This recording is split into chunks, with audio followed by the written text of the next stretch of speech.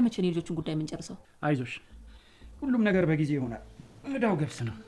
አይ እርሶ እኮ የወንዶ ግን ስለሆነ ምንም አይመስሎትም። ለኔ ግን ይጨንቀኛል። ምን ነው ይሄን ያህል የሚያሳስብሽ? ለልጄ እኮ የጋብቻውን ሁኔታ ነግሪያት እየተዘጋጀች ነው። በጊዜ ይጋቡና ይሰብሰቡና ይቀመጡ።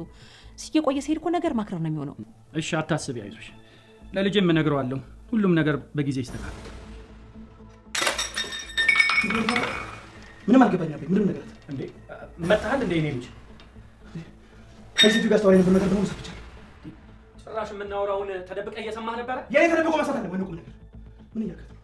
ለማልፈልጋው ሴት እንድትራግባኝ ተናገርኩ ነው መጣ። አቶ መስፍን ይቅርታ፣ ብቻችሁ ማውራት ሳይኖርባችሁ አይቀርም። እኔ ልጅ ምንም እንነጋገረው ነገር የለም። ይኸውልሽ እኔ ቤት እኔ ከአባቴ ጋር ምንም አልነጋገረው አልረግም ልሽ ልብ ብለሽ አዳልሽኝ። እሺ እኔ ማልፈልጋት ሴት ተናገረው ልጅሽን አላገባት። ይበቃል ነብዩ በቃ። አቶ መስፍን እንዴ ይሻላል። አዎ ይሻላል። ሌላ ጊዜ እንነጋገራለን። አቶ መስፍን የኔ ልጅ ሰላም። ቆይ እስቲ ተረጋጋኝ። ምንድን ነው የምረጋጋው? ምን? አዎ ቀጣይ ሳምንት ሽማግሌ ላካት ታገቢያለሽ። ጆሮዬ ነው ወይስ የቀለድሽ? እየቀለድኩም አይደለም ጆሮሽም አይደለም። እማዬ ይሄማ የማይሆን ነገር ነው። ስለተናደድሽብኝ ነው አይደል እናቴ? በቃ ተረጋጊና እናወራለን። እሺ ተናድጄ አይደለም ቃል ነው። ታገቢያለሽ ብያለሁ ታገቢያለሽ። እውነት እማዬ ይሄን ቃል አንቺ ነሽ ተናገርሽ? ከአንቺ ነው የወጣው? እኔ እኮ ልጅሽ ጽጌረዳ ነኝ። ነገርኩሽ ታገቢያለሽ ብያለሁ ታገቢያለሽ። በቃ ይሄማ በፍቅር ነው እንጂ ይሆናል። እኔ እጠፋልሻለሁ። ከዛ አንቺ ብቻሽን ትቀሪያለሽ። እኔ አላገባም አይደል? እና ያለና ቃልና ሰሚ ማለት ነው። ኧረ እማዬ ዝጊ።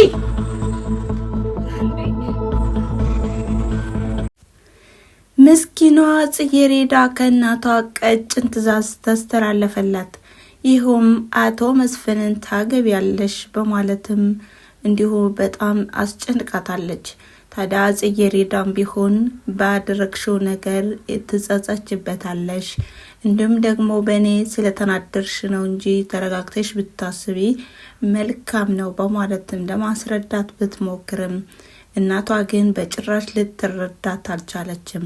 በሌላ በኩል አሁን ላይ ነብዩም ቢሆን ከአባቱ ፌቨንን አግብተህ መኖር ትችላለህ በማለትም አሁንም በተመሳሳይ ልክ እንደ ጽጌረዳ ቀጭን ትዕዛዝ ተስተላልፎለታል።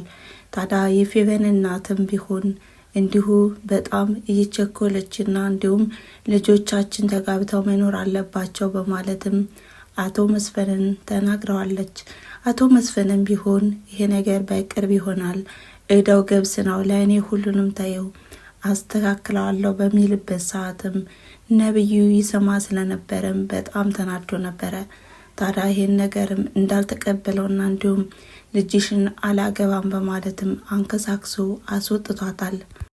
ሰላም የተወደዳችሁና የተከበራችሁ የቻናሌ ተከታታዮች እንደምናላችሁ። ዛሬም እንግዲህ በተወዳጁ በጽጌረዳ ድራማ መጥተናል።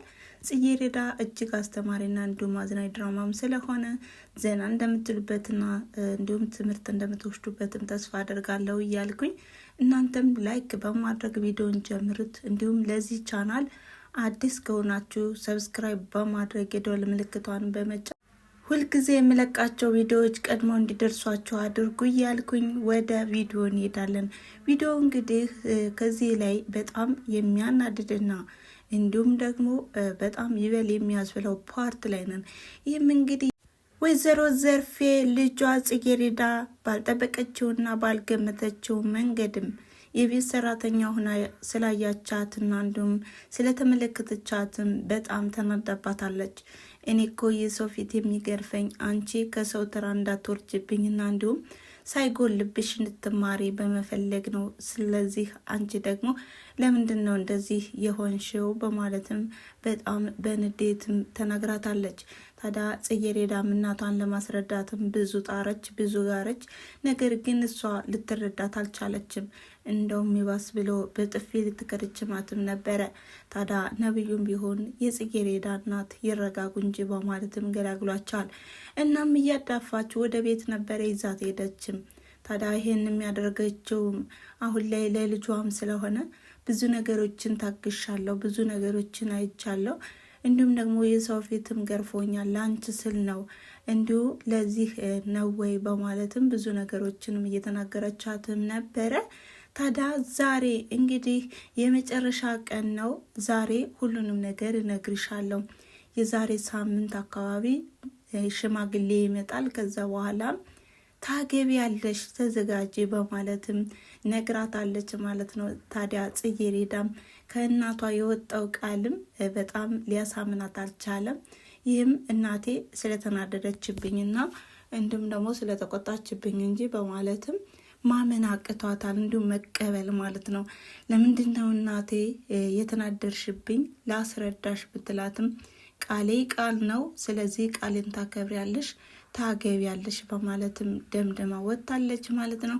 በሌላ በኩል አሁን ላይ የፌቨን እናትም ቢሆን አሁን ላይ ነብዩን ለማጋባትም ተፍተፍ እያለችም ትገኛለች። ነገር ግን ነብዩ ፌቨንን ለማግባት እጅግ ፈቃደኛ አይደለም ማለት ነው። ታዲያ ይህንም አስመልክቶ ፌቨንም ቢሆን በጭራሽ ነብዩ የጽጌረዳ ሊሆን አይችልም፣ የኔና የኔ ብቻ ነው እያለችም እየዛተችና እየፎከረች ነው ማለት ነው። ታዲያ ነብዩም እንግዲህ አባቱንም ቢሆን እኔ የማልወዳትን ልጅ ላገባ አልችልም በማለትም አሁን ላይም በቃ ሀሳቡን እንዳልተቀበለም ተናግሯል። አባትየውም ቢሆን እኔ እኮ አንተን ለማሳደግ ብዙ ነገሮችን አሳልፍ ያለው በአንተ ብዙ መከራን ስቃይን አሳልፍ ያለው እያለም እንግዲህ ብዙ ነገሮችን እየደረደረ ቢነግረውም ነብዩ ግን በፍጹም አይሆንም በማለትም ሁሉንም ነገር ውድቅ አድርጎበታል ማለት ነው። እንግዲህ አቶ መስፍን ጽጌረዳን ለማግባት ሲል እንጂ እውነት ለነብዩ አስቦ አይደለም ማለት ነው። በሌላ በኩል አሁን ላይ የፌቨን እናት በጣም ራስ ወዳድ ናት። እንግዲህ ልጇን ለወጣት ለመዳር ተፍተፍ እያለች ነው። በተቃራኒው ደግሞ የሰራተኛዋ ልጅ ጽጌረዳን ማለት ነው ለሽማግሌ እንደውም ለራሷ ለአኳያዋ የሚሆነው አሁን ላይ አቶ መስፍን ለሷ ባለቤቷ የሚሆነው ብዬ የማስበው ለራሷ ለፌቨን እናት ነው ማለት ነው። እና በጣም የማይነጻጸር ነገር ነው የሆነ ያለው ማለት ነው። እንግዲህ የጽጌረዳ እናት መረዳት አለባት ባይ ነኝ። ነገር ግን አልተረዳቻትም። የፌቨንን እናት ብቻ ነው የምትከተለው።